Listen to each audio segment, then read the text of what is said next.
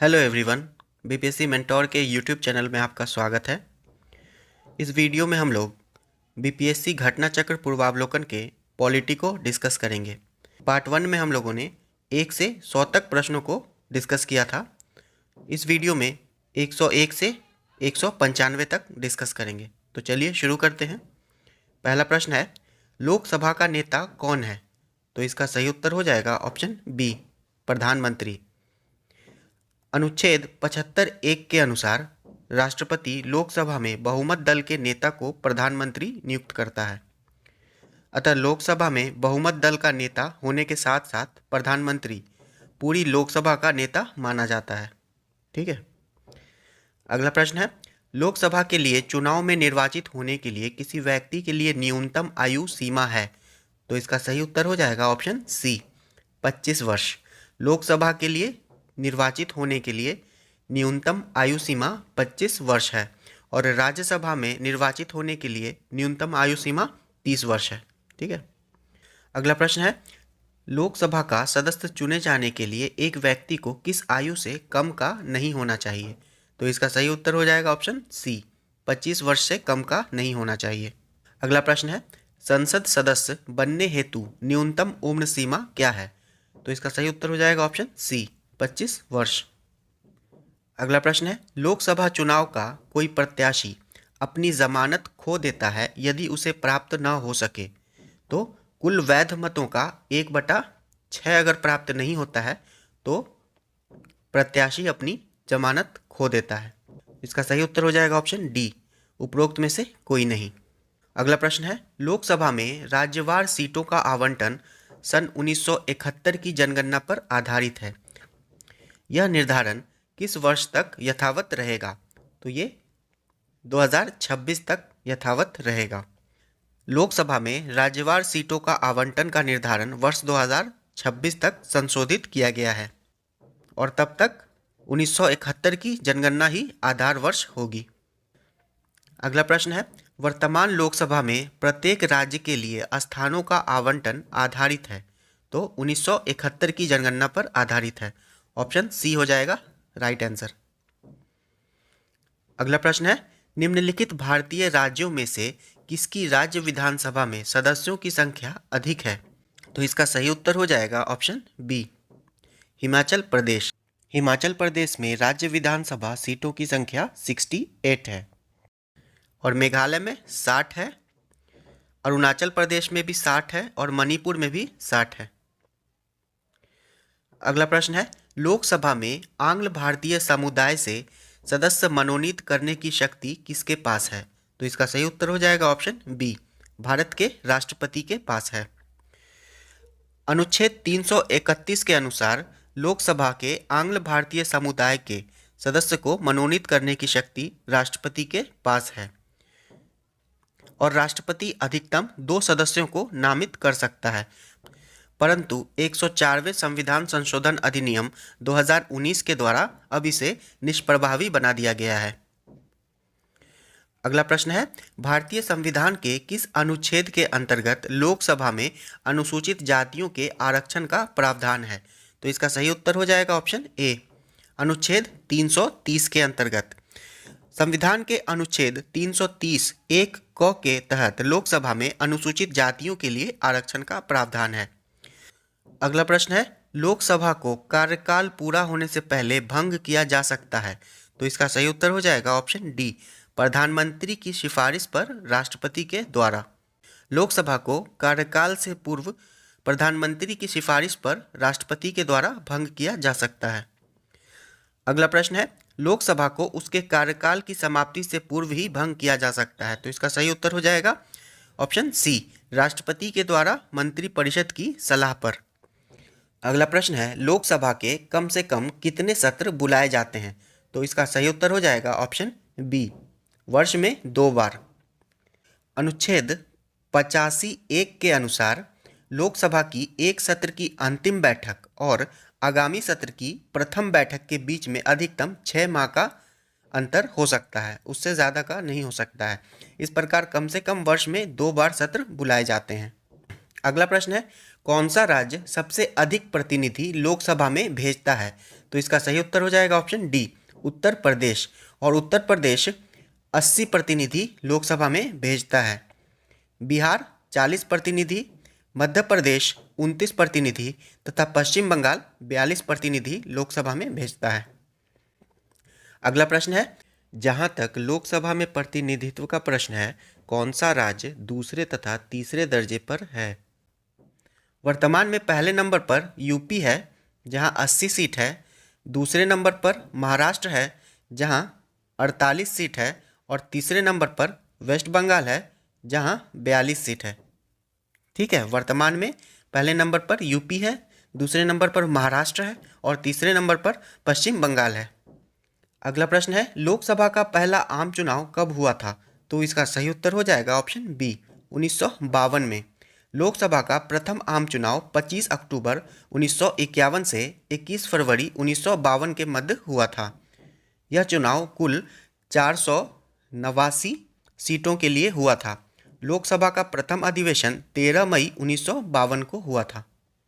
अगला प्रश्न है, राज्यसभा में राज्यों को प्रतिनिधित्व निम्नांकित में से किस आधार पर दिया जाता है? इसका सही उत्तर हो जाएगा ऑप्शन बी, राज्यसभा में राज्यों को प्रतिनिधित्व उनकी जनसंख्या के अनुपात में दिया जाता है। अगला प्रश्न है, राज्यसभा के सदस्य चुने जाते हैं? तो इसका सही उत्तर हो जाएगा ऑप्शन सी, 6 वर्ष के लिए।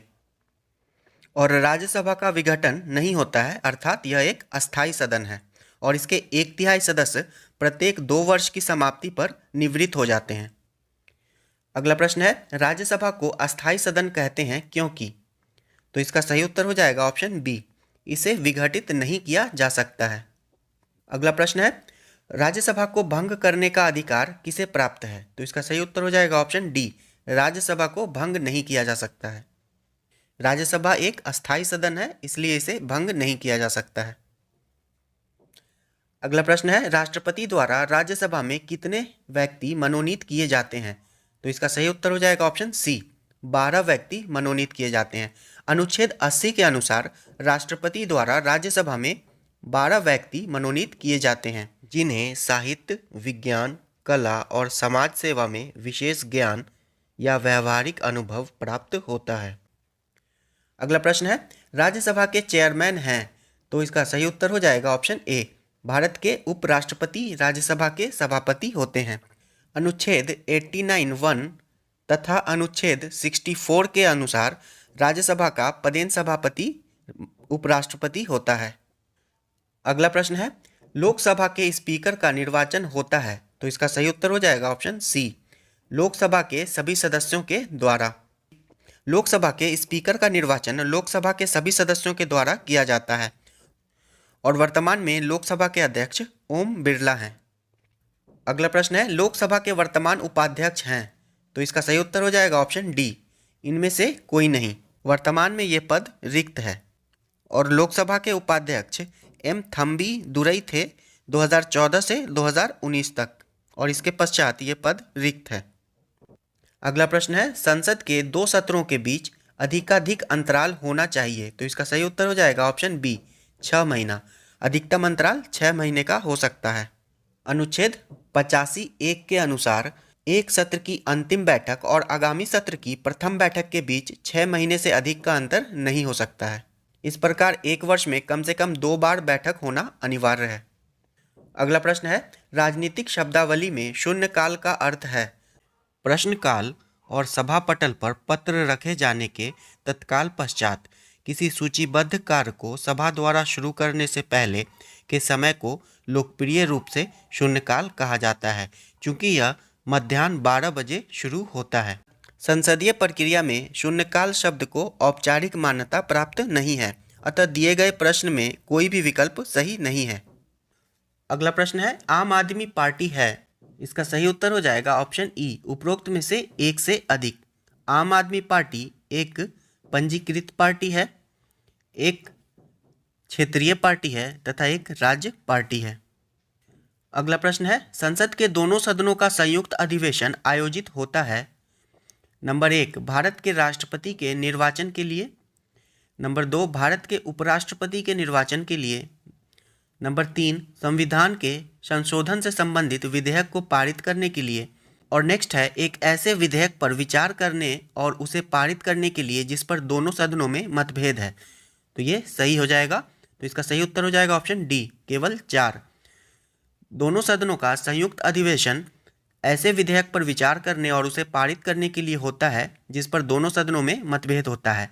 और संविधान के अनुच्छेद 108 के अंतर्गत राष्ट्रपति संयुक्त अधिवेशन बुलाता है और संयुक्त अधिवेशन की अध्यक्षता लोकसभा अध्यक्ष के द्वारा की जाती है। अगला प्रश्न है, भारतीय राजनीति व्यवस्था में इनमें से कौन सर्वोच्च है? तो इसका सही उत्तर हो जाएगा ऑप्शन बी, संविधान। भारतीय राजनीति व्यवस्था में संविधान सर्वोच्च है। अगला प्रश्न है, दिल्ली है, तो इसका सही उत्तर हो जाएगा ऑप्शन बी, एक केंद्र शासित प्रदेश। संविधान के प्रथम अनुसूची के अनुसार दिल्ली एक केंद्र शासित प्रदेश है। अगला प्रश्न है, सिक्किम भारत का एक राज्य बनाया गया था। तो इसका सही उत्तर हो जाएगा ऑप्शन सी, 35वें संशोधन के अंतर्गत। संविधान के 35वें संशोधन 1974 के द्वारा सिक्किम को भारत के सहयुक्त राज्य के रूप में शामिल किया गया था तथा 36वें संविधान संशोधन 1975 के द्वारा सिक्किम को भारत का 22वां राज्य का दर्जा प्रदान किया गया था। अगला प्रश्न है, बिहार को काटकर एक पृथक वनांचल राज्य का बनना संभव है। तो इसका सही उत्तर हो जाएगा ऑप्शन डी, इनमें से कोई नहीं। नए राज्यों के निर्माण का अधिकार संसद को अनुच्छेद 3 के अंतर्गत है, अतः पृथक वनांचल राज्य बनाने का अधिकार संसद को प्राप्त है। अगला प्रश्न है, संविधान समीक्षा आयोग जिसे फरवरी 2000 में गठित किया गया के अध्यक्ष हैं। तो इसका सही उत्तर हो जाएगा option A, MN Venkatachaliah. संविधान समीक्षा आयोग का गठन फरवरी 2000 में किया गया। आयोग के अध्यक्ष जस्टिस MN वेंकट चेलैया थे। आयोग ने अपनी अंतिम रिपोर्ट 31 मार्च 2002 को पेश की थी। अगला प्रश्न है, भारत के सर्वोच्च न्यायालय की स्थापना हुई थी। तो इसका सही उत्तर हो जाएगा ऑप्शन डी, भारतीय संविधान के द्वारा। भारत के सर्वोच्च न्यायालय की स्थापना भारतीय संविधान के द्वारा की गई है। अगला प्रश्न है, भारत के सर्वोच्च न्यायालय की स्वीकृत क्षमता क्या है? तो इसका सही उत्तर हो जाएगा उपरोक्त में से कोई नहीं। वर्तमान में सर्वोच्च न्यायालय में मुख्य न्यायाधीश सहित कुल 34 जज हैं, यानी कि 33+1। अगला प्रश्न है, भारतीय सर्वोच्च न्यायालय में न्यायाधीशों की नियुक्ति कौन करता है? तो इसका सही उत्तर हो जाएगा ऑप्शन बी, राष्ट्रपति। भारतीय संविधान के अनुच्छेद 124(2) के अनुसार राष्ट्रपति सर्वोच्च न्यायालय के प्रत्येक न्यायाधीश को नियुक्त करता है। कॉलेजियम पद्धति की अनुशंसा पर सर्वोच्च न्यायालय तथा उच्च न्यायालय के न्यायाधीशों की नियुक्ति होती है। अगला प्रश्न है, उच्चतम न्यायालय के न्यायाधीशों की संख्या की वृद्धि करने की शक्ति किसके पास है?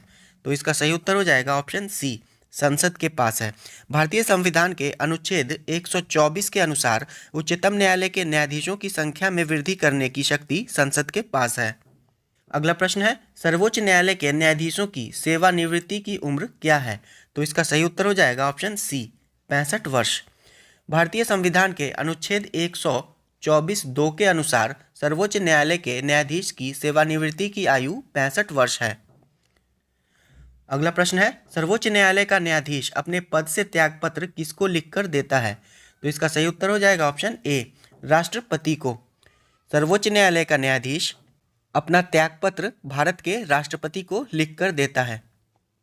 अगला प्रश्न है, न्यायिक पुनराविलोकन का अर्थ यह है कि सर्वोच्च न्यायालय। तो इसका सही उत्तर हो जाएगा ऑप्शन डी, किसी भी राज्य के कानून को अवैध घोषित कर सकता है। न्यायिक पुनरावलोकन का अर्थ है कि सर्वोच्च न्यायालय किसी भी राज्य केंद्र के कानून को अवैध घोषित कर सकता है यदि केंद्र या किसी राज्य के द्वारा बनाए गए कानून संवैधानिक प्रावधानों का उल्लंघन करते हैं तो सर्वोच्च न्यायालय उन्हें शून्य घोषित कर सकता है, संवैधानिक प्रावधानों का उल्लंघन करने के आधार पर। अगला प्रश्न है, राज्य सरकार का कार्यकारी अध्यक्ष संवैधानिक प्रमुख कौन है? तो इसका सही उत्तर हो जाएगा ऑप्शन बी, राज्यपाल। संविधान के अनुच्छेद 154(1) के अनुसार राज्य की कार्यपालिकाई शक्ति राज्यपाल में निहित होती है। अगला प्रश्न है, किसी राज्य का राज्यपाल नियुक्त किया जाता है इसका सही उत्तर हो जाएगा ऑप्शन सी, राष्ट्रपति के द्वारा। किसी राज्य का राज्यपाल राष्ट्रपति के द्वारा नियुक्त किया जाता है। संविधान के भाग 4 के अंतर्गत अनुच्छेद 153 से लेकर अनुच्छेद 167 तक राज्य की कार्यपालिका का वर्णन है। अगला प्रश्न है, भारतीय संविधान के अनुसार राज्यों की विधायिका में सम्मिलित हैं, तो इसका सही उत्तर हो जाएगा ऑप्शन डी, केवल 4। राज्यपाल, विधानसभा एवं विधान परिषद जहां इसका अस्तित्व है, और जहां इसका अस्तित्व नहीं है वहां केवल राज्यपाल और विधानसभा, और इसका वर्णन संविधान के अनुच्छेद 168 में है। अगला प्रश्न है, उत्तर प्रदेश के राज्यपाल ने विधानसभा के सत्र के आयोजन के लिए इसके अध्यक्ष को निर्देश दिया। ऐसा करने में वे उन अधिकारों का उपयोग कर रहे थे जो उनके पद में निहित है, तो इसका सही उत्तर हो जाएगा ऑप्शन सी, अनुच्छेद 175(2). अगला प्रश्न है, भारत में राज्य विधान पालिकाओं का उच्च सदन कौन सा है, तो इसका सही उत्तर हो जाएगा ऑप्शन ए, विधान पालिका परिषद। संविधान के अनुच्छेद 168 के अनुसार राज्य की विधान पालिका एक सदनीय या द्विसदनीय होगी।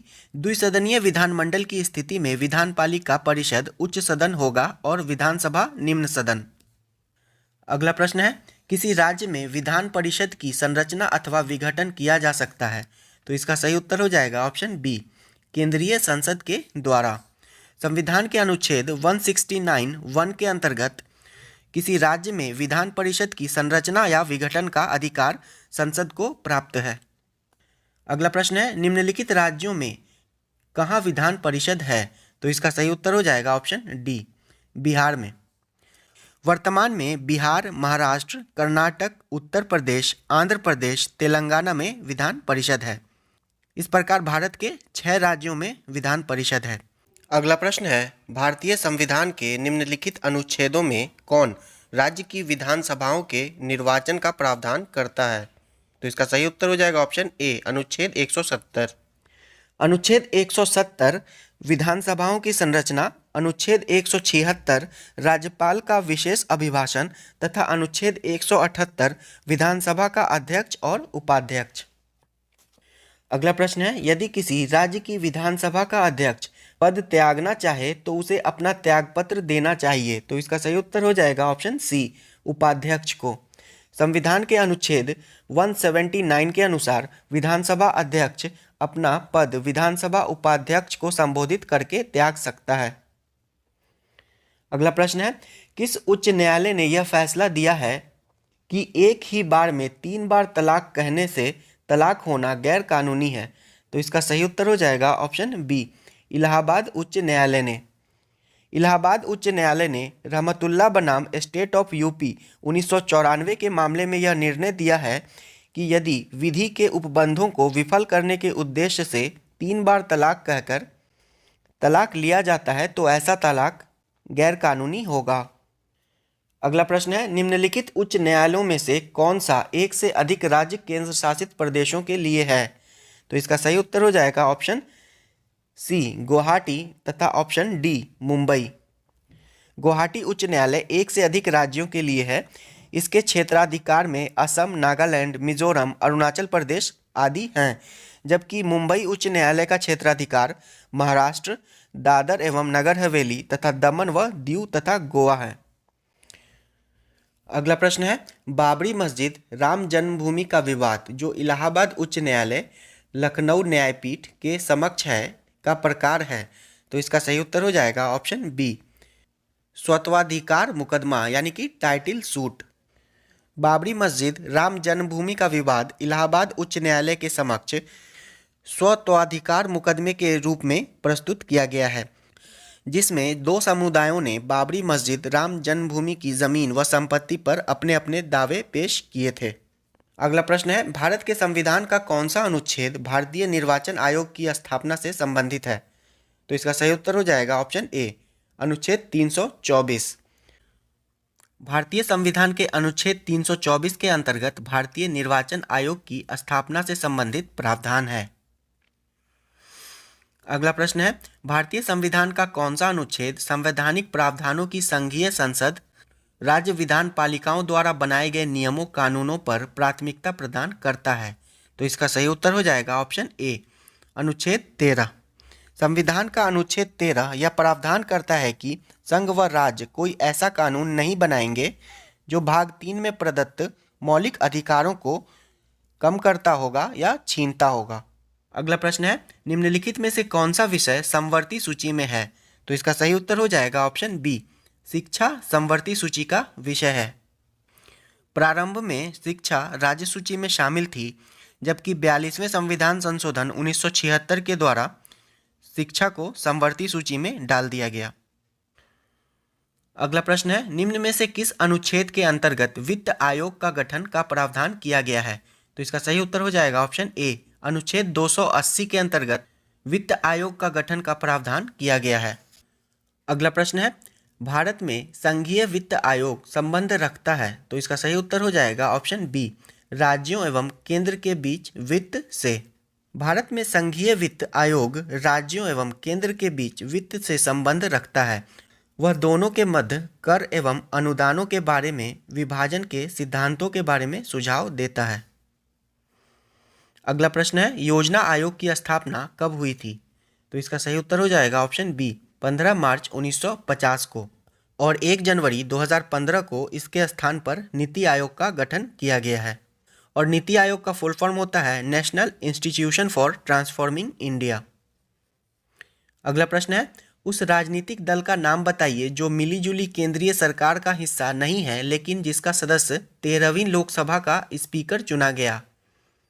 इसका सही उत्तर हो जाएगा ऑप्शन ए, तेलुगु देशम पार्टी।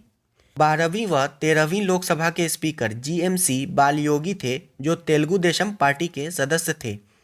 यह दल राष्ट्रीय जनतांत्रिक गठबंधन यानी कि एनडीए की साझा सरकार में शामिल नहीं हुआ था। अगला प्रश्न है, भारत के विभिन्न राजनीतिक दलों को राष्ट्रीय या क्षेत्रीय दल का दर्जा देने का अधिकार किसको है? तो इसका सही उत्तर हो जाएगा ऑप्शन सी, चुनाव आयोग को। भारत के विभिन्न राजनीतिक दलों को राष्ट्रीय या क्षेत्रीय दल का दर्जा देने का अधिकार चुनाव आयोग को है। इसके लिए वह कुछ मानदंड घोषित करता है। अगला प्रश्न है, भारत के राजनीतिक दलों के संबंध में निम्नलिखित कथनों पर विचार कीजिए। जनप्रतिनिधि अधिनियम 1951 राजनीतिक दलों के पंजीकरण का प्रावधान करता है। ये सही है। राजनीतिक दलों का पंजीकरण निर्वाचन आयोग करता है, ये भी सही है। राष्ट्रीय स्तर का राजनीतिक दल वह है जिसे 4 या अधिक राज्यों में मान्यता प्राप्त है, तो ये भी सही है। 1999 के आम चुनाव में निर्वाचन आयोग द्वारा मान्यता प्राप्त 6 राष्ट्रीय और 48 राज्य स्तरीय दल थे, तो ये भी सही है। इसका सही उत्तर हो जाएगा ऑप्शन डी। अगला प्रश्न है, निम्न में से किस वर्ष सरकारी आयोग जिसे केंद्र राज्य संबंधों में परिवर्तन की संतुति का अधिकार दिया गया था ने अपना प्रतिवेदन जमा किया था? तो इसका सही उत्तर हो जाएगा ऑप्शन डी, 1987। सरकारी आयोग जिसे केंद्र राज्य संबंधों की समीक्षा के लिए गठित किया गया था, इसने 27 अक्टूबर 1987 को आधिकारिक तौर पर अपना प्रतिवेदन जमा किया था। 1983 में केंद्र सरकार ने सर्वोच्च न्यायालय के सेवानिवृत्त न्यायाधीश आर.एस. सरकारिया की अध्यक्षता में एक 3 सदस्यीय आयोग का गठन किया था।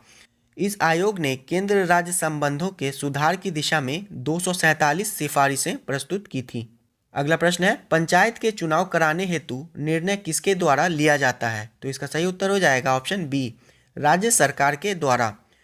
पंचायतों को संविधान की 7वीं अनुसूची में राज्य सूची की प्रविष्टि 5 का विषय माना गया है। संविधान के अनुच्छेद 40 में पंचायतों के संबंध में राज्य को कानून बनाने का अधिकार दिया गया है। इस प्रकार पंचायत राज्य सरकार का विषय है। इसके गठन तथा चुनाव कराने का अधिकार राज्य को ही है। अगला प्रश्न है, पंचायती राज विषय है, तो इसका सही उत्तर हो जाएगा ऑप्शन सी, राज्य सूची पर। अगला प्रश्न है, पंचायती राज संस्थाओं को 29 कार्यों की सूची किस अनुच्छेद के तहत दी गई है? तो इसका सही उत्तर हो जाएगा ऑप्शन डी, अनुच्छेद 243 जी के अंतर्गत, और ये 66वीं बीपीएससी में पूछा जा चुका है। पंचायती राज संस्थाओं को 29 कार्यों की सूची अनुच्छेद 243 जी के अंतर्गत दी गई है। अगला प्रश्न है, निम्नलिखित में से किसका निर्माण पंचायती राज व्यवस्था के तहत हुआ था? तो इसका सही उत्तर हो जाएगा ऑप्शन सी, ग्राम पंचायत का। पंचायती राज लोकतांत्रिक विकेंद्रीकरण की व्यवस्था है। संविधान के भाग 9 के अंतर्गत अनुच्छेद 243 से 243(9) के तहत पंचायत से संबंधित प्रावधानों का उल्लेख है। अगला प्रश्न है, भारतीय संविधान के निम्नलिखित अनुच्छेदों में से कौन सा अनुच्छेद राज्य की सरकारों को ग्राम पंचायतों को संगठित करने का निर्देश देता है? तो इसका सही उत्तर हो जाएगा ऑप्शन बी, अनुच्छेद 40, और यह राज्य के नीति निर्देशक तत्वों में शामिल है। अगला प्रश्न है, निम्नलिखित में से कौन सा अनुच्छेद पंचायत के गठन के लिए राज्य सरकारों को निर्देश देता है? तो इसका सही उत्तर हो जाएगा ऑप्शन बी, अनुच्छेद 40। अगला प्रश्न है, सरकार की पंचायती राज्य प्रणाली की मुख्य विशेषता क्या है? तो इसका सही उत्तर हो जाएगा ऑप्शन डी, इनमें से सभी। इसमें सरकार की 3 श्रेणियां होती हैं। इसका लक्ष्य गांवों को सामाजिक एवं आर्थिक न्याय प्रदान करना है तथा जिला परिषद इसके सदस्य के रूप में कुछ सांसद होते हैं। पंचायती राज्य प्रणाली स्थानीय स्तर पर त्रिस्तरीय शासन की व्यवस्था करता है, ग्राम स्तर पर, ब्लॉक स्तर पर एवं जिला स्तर पर। अगला प्रश्न है, पंचायती राज की 3 स्तरीय प्रणाली में आते हैं। तो इसका सही उत्तर हो जाएगा ऑप्शन डी, ग्राम पंचायत, क्षेत्र पंचायत समिति तथा जिला परिषद। अगला प्रश्न है, पंचायती राज का प्रधान लक्ष्य है। तो इसका सही उत्तर हो जाएगा ऑप्शन सी, ग्रामवासियों में शक्ति का विकेंद्रीकरण। शक्ति का विकेंद्रीकरण पंचायती राज का प्रधान लक्ष्य है। अगला प्रश्न है, सफलतापूर्वक कार्य हेतु पंचायती राज को पूरे सहयोग की जरूरत पड़ती है। तो इसका सही उत्तर हो जाएगा ऑप्शन ए, स्थानीय जनता की। पंचायती राज को सफलतापूर्वक कार्य करने के लिए स्थानीय जनता का पूर्ण सहयोग की आवश्यकता होती है। बिना जन भागीदारी के पंचायती राज का स्वप्न साकार नहीं हो सकता है। अगला प्रश्न है, भारत में पंचायती राज प्रतिनिधित्व करता है। तो इसका सही उत्तर हो जाएगा ऑप्शन डी, शक्तियों के विकेंद्रीकरण का, लोगों की हिस्सेदारी का तथा सामुदायिक विकास का। अगला प्रश्न है, पंचायती राज को किसके अंतर्गत स्वशासन की इकाई के रूप में संगठित किया गया? तो इसका सही उत्तर हो जाएगा ऑप्शन डी, भारतीय संविधान के 73वें संशोधन के द्वारा। पंचायती राज्य की स्थापना की प्रेरणा संविधान के अनुच्छेद 40 में निहित है। आगे चलकर 73वें संविधान संशोधन 1992 के माध्यम से इसे स्वशासन की इकाई के रूप में गठित किया गया। अगला प्रश्न है, जिस समिति की सिफारिश पर भारत में पंचायती राज्य की स्थापना की गई उसका अध्यक्ष कौन था? तो इसका सही उत्तर हो जाएगा ऑप्शन सी, बलवंत राय मेहता।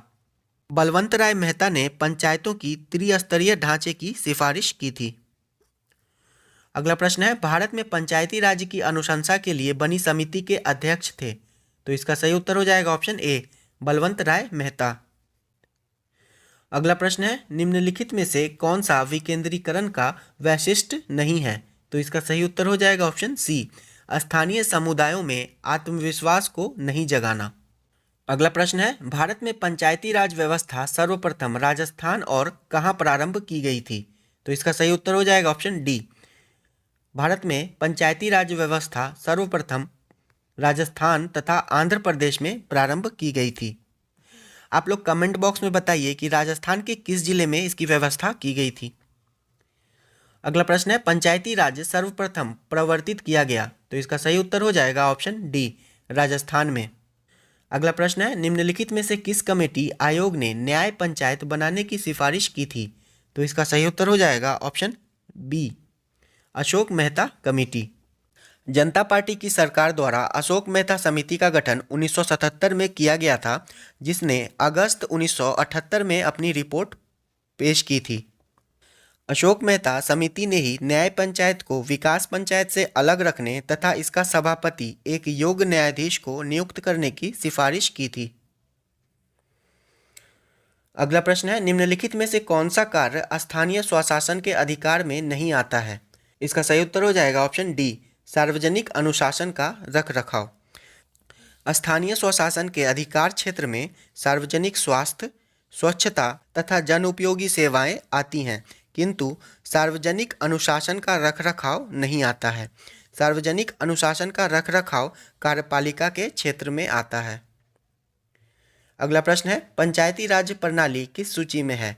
तो इसका सही उत्तर हो जाएगा ऑप्शन बी, राज्य सूची में। अगला प्रश्न है, किस राज्य किन राज्यों ने पंचायती राज संस्थाओं में स्त्रियों के 50% आरक्षण को वैध किया है?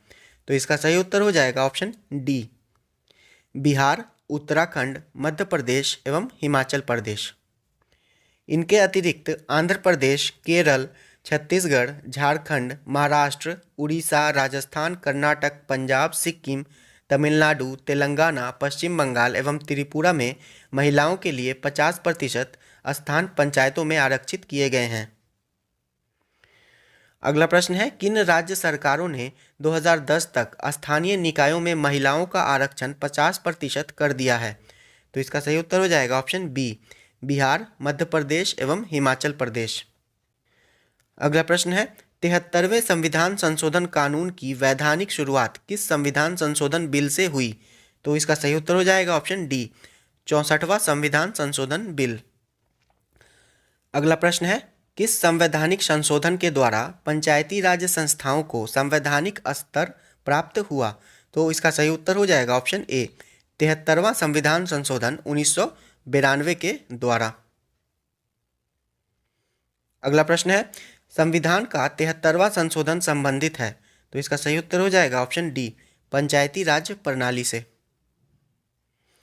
अगला प्रश्न है, भारत में इनमें से कौन सा विषय पंचायती राज संस्थाओं की शक्तियों के अंतर्गत नहीं आता है? इसका सही उत्तर हो जाएगा ऑप्शन बी, न्यायिक पुनर्वीक्षण यानी कि जुडिशियल रिव्यू। न्यायिक पुनर्वीक्षण पंचायती राज संस्थाओं की शक्ति के अंतर्गत नहीं आता है, यह सर्वोच्च न्यायालय की शक्ति है। अगला प्रश्न है, भारतीय संविधान में संशोधन के लिए विधेयक लाया जा सकता है?